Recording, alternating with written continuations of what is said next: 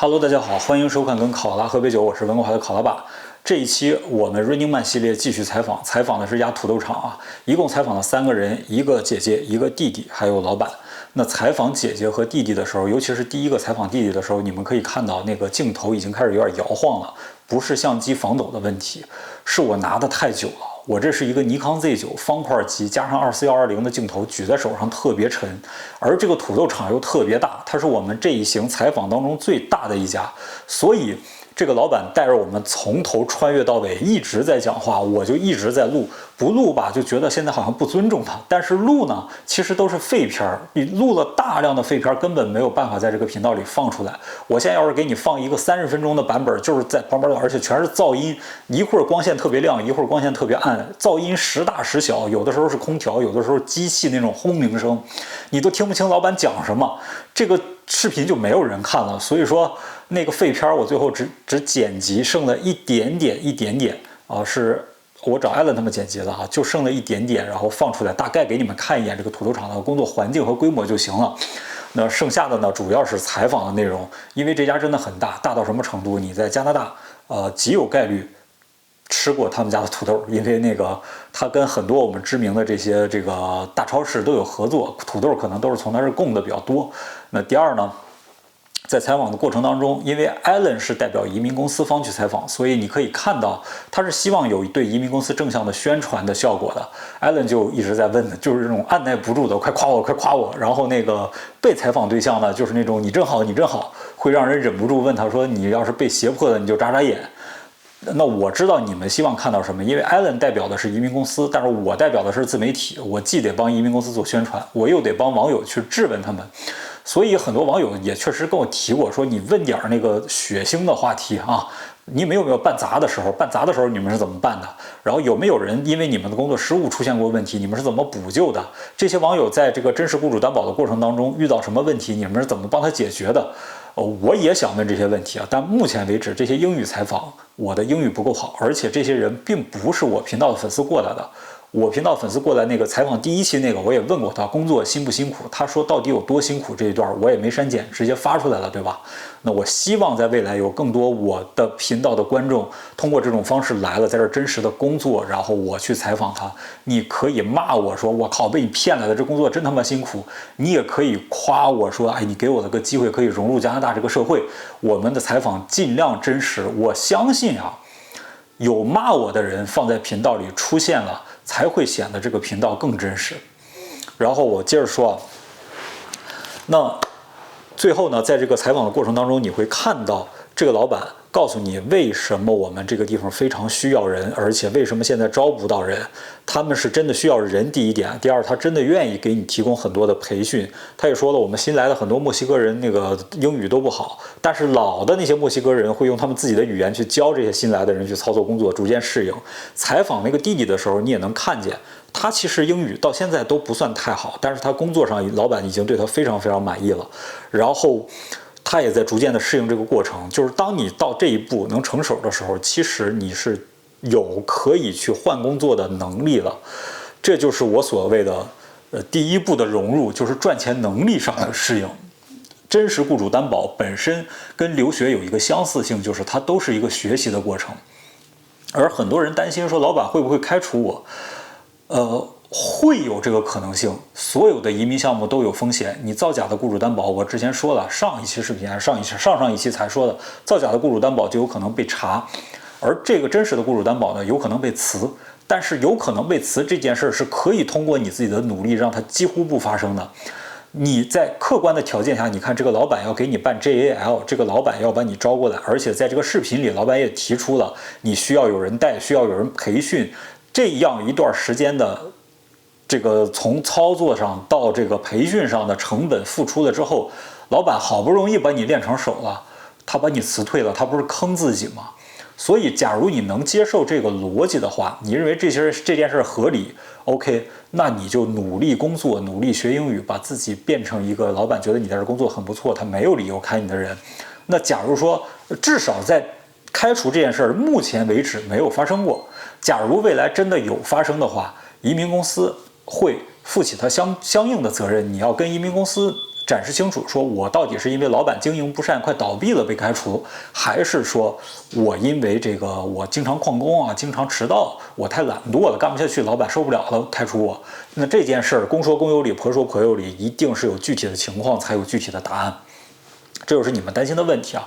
但是我已经跟你说了，在一个真正缺人的地方，他好不容易招到一个人，加上他给你那么多培训，我的判断是，只要你没问题，他不会轻易的开掉你的。假如你有担心，那你就接着担心。移民的路上永远需要有质疑的精神，你可以质疑。然后这就是我就说这么多，下面放采访的内容，希望大家可以亲眼见证，因为。让真的雇主上镜，让真的雇员上镜，已经是我能做到的极限了。我不知道还能用什么方式来证明真实雇主担保是什么样子的。但是你要说这老板我认识，他演过那个什么什么，他是那个演员，他不是老板，那我也真的没有办法。你就把他演那个电影拿出来我看看吧。请大家继续看采访视频吧。Hello， 大家好，欢迎收看跟考拉喝杯酒，我是温哥华的考拉爸。今天这条视频录的是一个非常让我大开眼界的土豆厂，没想到土豆做出来是这个规模的，也让大家看一看这个工作环境是什么样，看一看老板是什么样，看一看这个公司的规模。让你们心里有点数，这个真实的雇主工作在萨省是大概在农场里是什么条件？是不是像你想象的那么艰苦？是不是像你想象的那么脏乱差？然后今天的整个过程里边可能会有一些噪音，我不确定这个最后录出来的成品效果到底怎么样，我们尽量把它多录好。同时我们在过程当中还会采访在这个本地工作的这家移民公司的客户，已经在这个工厂工作过一段时间的，已经顺利的拿到了工签和 JAL 的人，越南人，回头你们也可以看到他们自己本人出来的现身说法啊。那我就到这儿了，我把麦克继续交给 Alan 和 Mary， 然后由他们来做英文采访。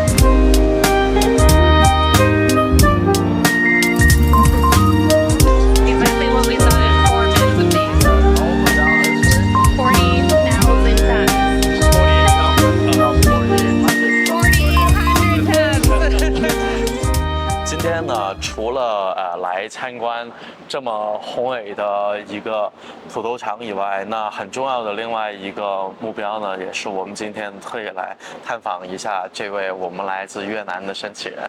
我们晚点还会见到他的姐姐。那其实，在这个过程中呢，我们接触过很多就是来自世界各地的申请人，然后呢，他是其中一位呢，在过程中，我们遇到一些挺多的困难，然后一起共同度过的这么一位申请人，所以呢，希望他来参与一下这次的分享，但希望呢大家体谅一下，因为呢他的英文不是很好，那我到时候呢有需要的地方，我也会作为一个翻译的角色，好吧？Hi, so can you tell me first of all what's your name? My name is Huy. Okay, and then how is your experience working in here? The first time I come here 2 years ago. Yes, and I working here pilot 2 years. Yeah, they said you learn very fast, and you're now the pilot. Yeah, and then so how do you like Canada? Yes, I like everything, people and weather.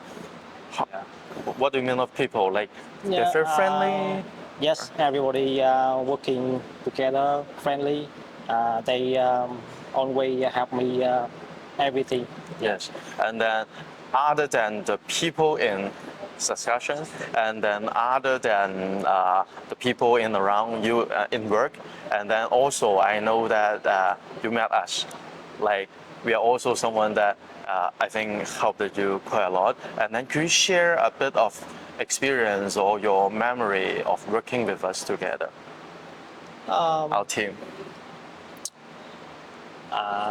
The memory I I remember is the first time I don't know. I am not almost I don't know everything. Try car, try forklift, general everything. They help me. Okay. They help me teach me try and Yes. yeah. Okay. So people in here help you a lot. Yes, people to here. understand it. And then, how about your experience with us, What? with our team, on helping you to find the job, and yes. then on applying your visa here? Yeah, I thank you. Yes, you, everybody help me to make a visa and paper. And the first time I think I fail. I failed. Yeah, that after then I can get yes pass.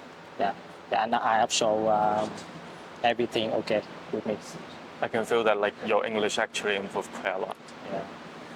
Yeah. Yeah, I will do a little bit of translation. 其实呢，这个申请呢，跟我们接触已经是挺久之前的事情了。现在在这边，当然我们这一刻看到的是它已经很成熟了，在这边已经是负责一个很重要的机器的这么一个操作了。但他也说到了，首先在这个过程中呢，他很庆幸的是来到这边以后，他发现加拿大的人、加拿大雇主、加拿大这边他遇到的同事，真的是一步一步去教他学会一个个的技术的。然后当然了，这个是来到这边以后他才获得的。曾经的他呢，英文呢比较不好，然后呢，当年呢在申请签证的时候呢，其实也遇到很多问题。那其实本身这个interview 呢，对他们来说，他们不是很适应露面的这么一个申请人，大家也看得到他的状态。但是呢，他还是发了信息说，知道我们这次到来，他一定愿意参与。因为在过程中呢，我们甚至遇到过，就是因为英文的原因，其实他的这个申请是遇到很大的困难的。我们做了很多的事情，最终成功帮他把工签拿下来了。所以他来到这边，享受到他希望获得的这个生活。所以这是今天他愿意跟我们一起分享的这么一个原因。Okay. So I just had a few questions. I wanted to know what are difficulties you finding local candidates? Yeah, this area, in today's agriculture, Canadian agriculture, they've gone to using far fewer people than they used to, and much bigger equipment for all of the grain, soil seeds, cattle operations. And so those kids that used to stay here have now moved to the cities and are doing other things. And so finding our job, the horticulture sector, still requires a lot more people doing more labor-related tasks.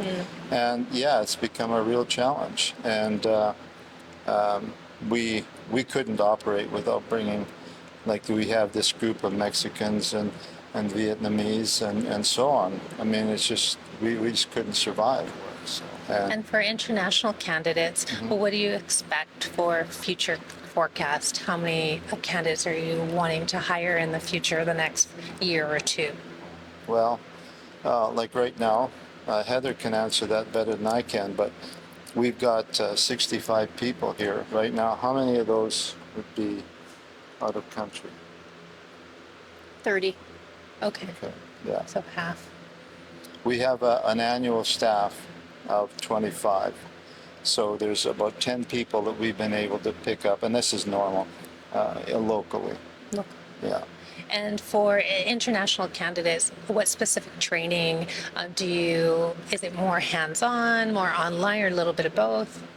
Well, I mean, we certainly have need for hands-on work, the more physical work, but I mean, we still have a lot of equipment here.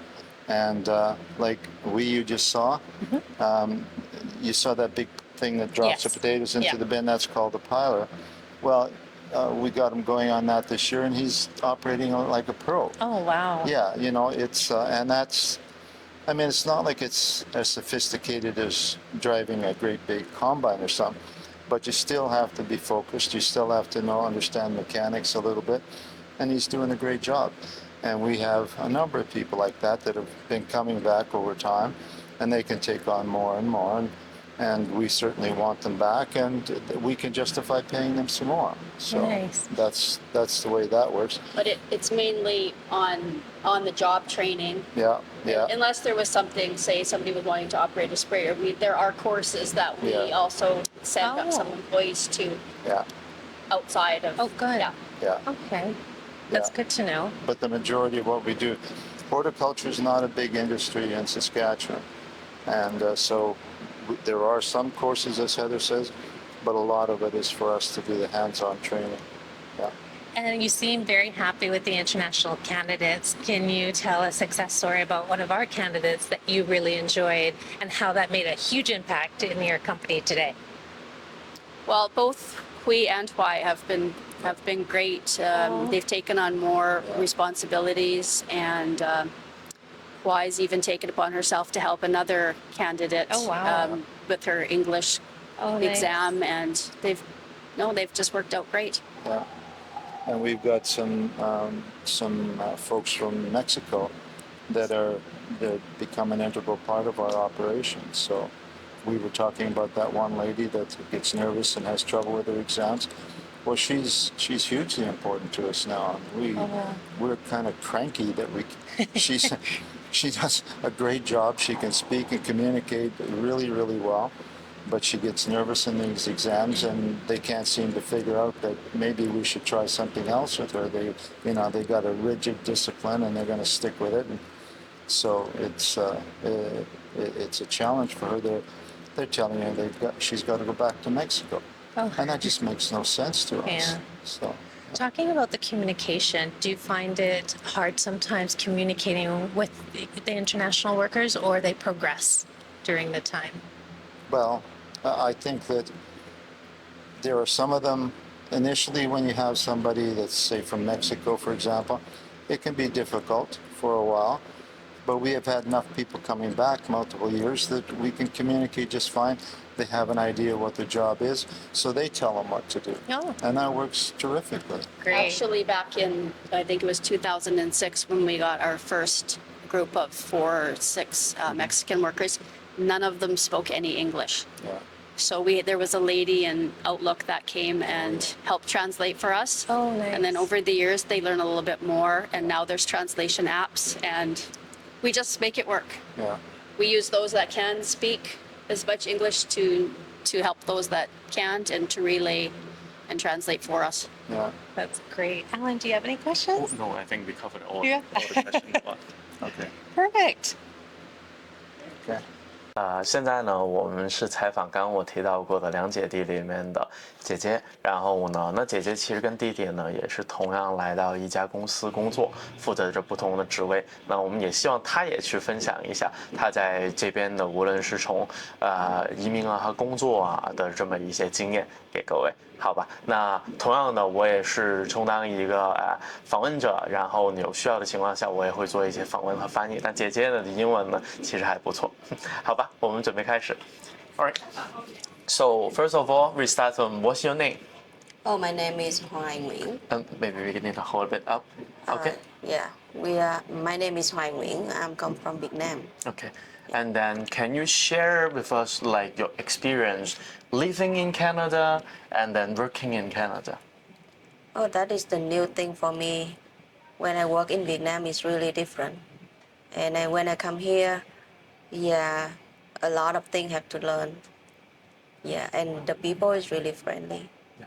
They mentioned that like the employers, they mentioned that you learn very fast and you are taking more responsibilities because you're learning very fast. Can you share a little bit about like what do you think you learn and how you grow so fast in here? Oh, actually, they assign some people to teach me how to work here and how to do the job and how to connect with the people. So they did really good, and I have to learn. So actually we know a lot of foreign workers when they came to Canada, like one thing is the environment, new culture, and then new skills. And then one thing that can help them a lot to emerge in here is through the people they meet. And then you feel very good with the people part, right? Yep. Okay. So also, other than the experience you work here and live here with this company, can you also share a bit of your memory of working with us? How do you feel of working with us, our team? With your team, your team is really quick response when I have something feel asking, and they answer right away. And somehow they give me a lot of paperwork, the list really clear, and they show me how to do that. That's really amazing. I really appreciate. And then like last time, like when actually not last time is before your brother came to Canada, and then we actually faced some difficulties. And then at that time, we still remember we did a lot. We both two parties try a lot to work hard together to pass through a lot of difficulties. Do you still remember that old time how we passed through everything together? Yeah, the first time that your team worked really hard because based on our really bad experience before, so your team find really good employer. Of course, they take time, but I can understand, and it's so amazing about that, the good employer, the good environment, and your team also like helped me to find rent a house before and give me a lot of advice. That really, I'm so impressed. Yeah, that's our pressure too. And then also like because you're coming with your brother, this is an experience that a lot of candidates haven't met. And then so what is your feeling of bringing a family together? Because you guys can help each other, but also sometimes the difficulties you face is double. Yeah, sometimes we fighting, sometimes we like do some stupid thing, but we still love together, and we will try to bring the family to come here. Okay, that's great. And is there anything you want to share to people that are planning or thinking of coming to Canada? Is there something you want to share with them? Oh, I think the first thing they have to find the consultant is really like not exactly famous, but have like can trust, like your guys, and at least they have to know more about how to living in Canada and how to work in Canada. The way to work, the way to live is really different in our country as well. Yes. Yeah. I do agree. I think that's very important. Just like I always tell my clients, it's not just getting a job offer. It's not just getting a work permit. It's about how you live here and make it become your home. Yeah. It's very important. I think thank you a lot. I think that already share a lot. Thank you. You're welcome. 好的，这期采访视频就到这儿了。我的 Running Man 系列实地采访还剩2期，未来会陆续发给大家。假如你想联系我的话，简介里有我的微信，然后这儿有我的邮箱。你微信加不上的话，可以邮箱给我你的微信号，我加你。同时，假如你想联系这家移民公司啊，他们的邮箱也在这儿，你可以直接发邮件联系他们，或者你在微信上可以问我他的微信。这期视频就做到这儿，咱们下期再见，拜拜。